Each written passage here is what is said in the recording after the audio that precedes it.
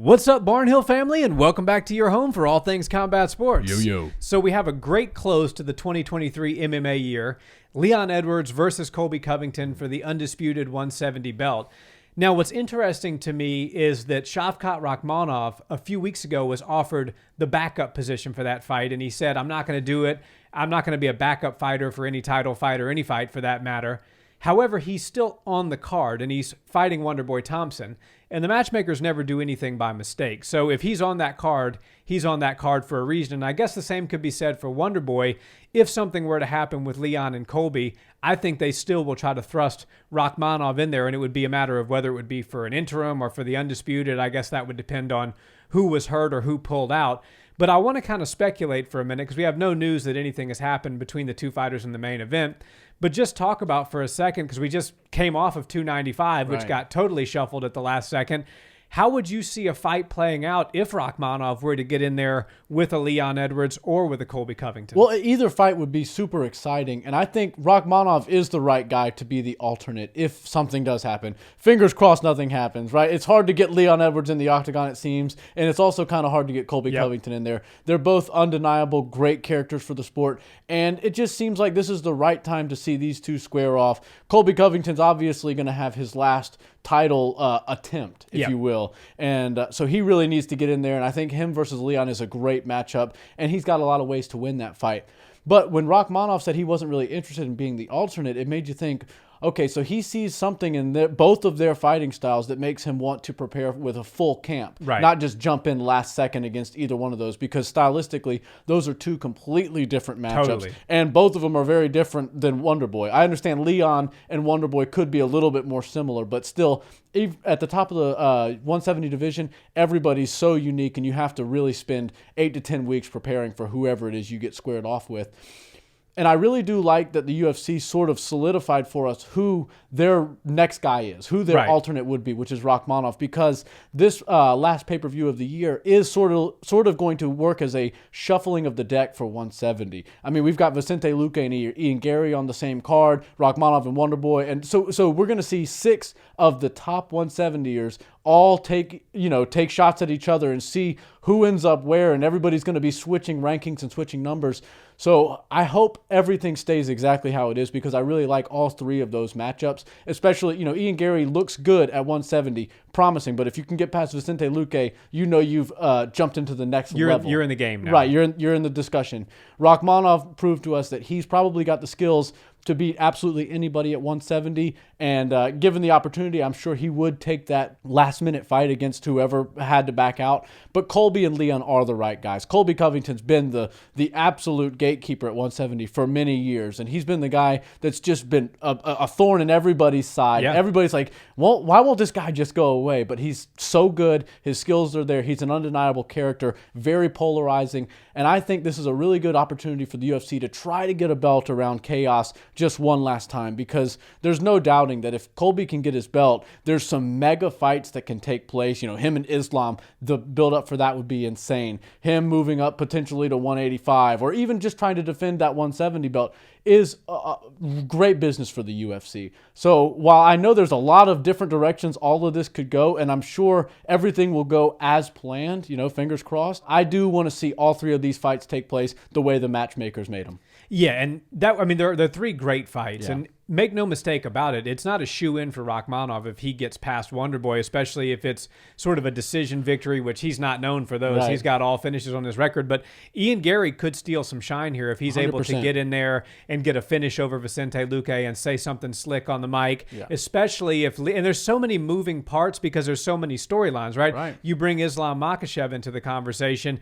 We know that Islam and Leon have sparred together before. We know that Colby has had a war of words back and forth with Islam a little bit, talking about his American-style wrestling being better than the Dagestani style of wrestling that Islam is going to bring to the table. And now you have Ian Garry, who has been thrown out of the gym for, according to him, for beating up Leon Edwards on the training mat. So, nobody knows what really happened behind closed doors. But I want to talk for a second about Rakhmonov, because that's the person that the UFC picked and said, this is our alternate. So I'll take the matchmakers at their word that if there is a shakeup in the main event, Rakhmonov is going to get put into the main event spot. And I think he matches up well against both guys. It's a totally different fight for him, depending on whether it's Leon or whether it's Colby. I think actually he matches up a little bit better against Colby than he does against Leon. And it's interesting because I didn't think that at first, but the more I started to dive into the styles and stuff, I said, you know what, Rakhmonov could beat Covington easier than he could beat Leon. And I'll tell you why. Leon Edwards is lights out with his striking, and Rakhmonov doesn't move his head a whole lot. Now, we saw in the Jeff Neal fight, he got hit time and time and time again, and he showed that he's got a hell of a chin. But so does Kamaru Usman, and we all saw what happened the first time there. So I think Rakhmonov would really need to do almost the same thing that Colby needs to do against Leon, which is close the distance and use that smothering, grappling style that he has to make it just a knockdown, drag-out, dirty fight until he can get Leon to the ground and finish him. Right. Whereas Colby Covington, it's going to be kind of tit for tat because Colby's got that high volume. Rakhmonov has got that power. I don't think Rakhmonov would really be in danger of getting knocked out by Colby because that's not really Colby's style.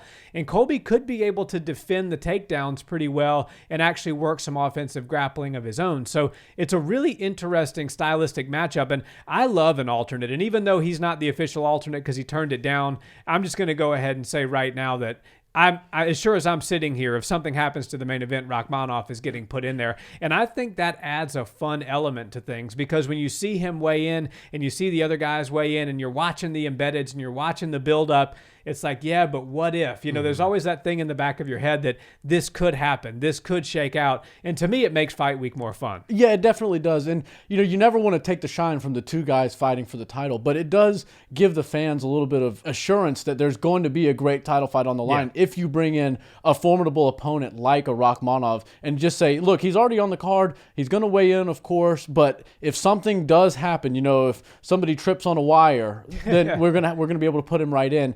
And it would tell the fans, like, we're not getting gypped. We're not going to get some sort of like a boxing last-minute replacement where it's like a minus 2,000 favorite and he's just going to go in there and beat somebody up. It's a very competitive fight, and I could see Rakhmonov being close money with either one of those guys. And I would have to agree with you on Leon Edwards potentially being a more difficult fight for Rakhmonov. I don't believe that Leon Edwards thought he was the greatest welterweight on the planet the night he became the champion. No. I believe Leon Edwards knew he was the greatest 170 fighter on the planet the night he defended his belt. Yes. Leon Edwards now has a certain confidence about him. He's walking around like the champion. He knows his skills on the feet are pretty much better than everybody at 170 and almost everybody in the UFC. He's been talking a little bit about potentially moving up to 185, and I'd like to see him test himself there as well if the time's right. But Leon Edwards is also a very sneaky submission guy. Yeah. And now that he's been working a lot of takedown defense, his footwork is getting seemingly better than it even was on his incredible tear and rise to the top of the division. I think Leon Edwards is one of the most underrated champions in the UFC, and I believe the era has officially arrived of strikers versus grapplers, but strikers getting the advantage. And I don't want to say that there's not great grapplers in the UFC that are doing great things and being very dominant, but there's such a high level of takedown defense, such a high level of striking that is being displayed these days. Think of Sugar Sean, think of Leon Edwards, think of Alex Poatan Pereira.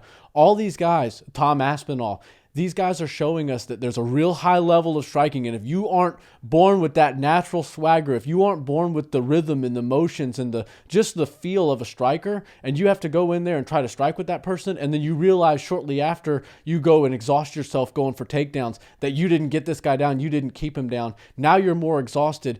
It really starts to lean in the favor of the striker. And I believe the debate of striker versus grappler is always going to exchange hands between the two styles. Grapplers are going to come up with some new things, and it's going to be a tough puzzle for strikers to solve. But right now, strikers have the advantage, in my opinion. And if Leon Edwards can go out there with the swagger and the confidence that he showed us he gained after that first title defense, I think he's going to be very hard to beat, not only for Colby Covington, but even for Rakhmonov, a guy who's known for getting fights finished on the feet and on the ground.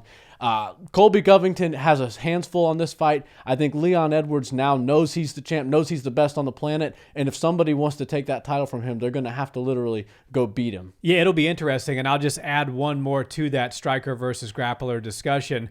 what happens when you have grapplers like Islam Makhachev that are winning fights by head kick knockout? Now you've got the next evolution, a guy who can grapple with absolutely anybody. And I believe that that's where the sport is heading. And that's why I love MMA so much. There's no sport on the planet right now that's evolving as fast as MMA is evolving. To see a fighter like Islam Makhachev, who just a couple of years ago, people were like, yeah, he's easy to take, on the feet. He's been knocked out before. Right. You could probably piece him up if you could defend the takedown, but if he gets you to the ground, you got to watch out. You can just wash away that whole narrative now. He knocked out Alexander Volkanovski, who's one of the best strikers that the sport has seen. Right. So the fact that those kinds of moments are happening, UFC 295, there wasn't a single decision on the main card and not a single submission.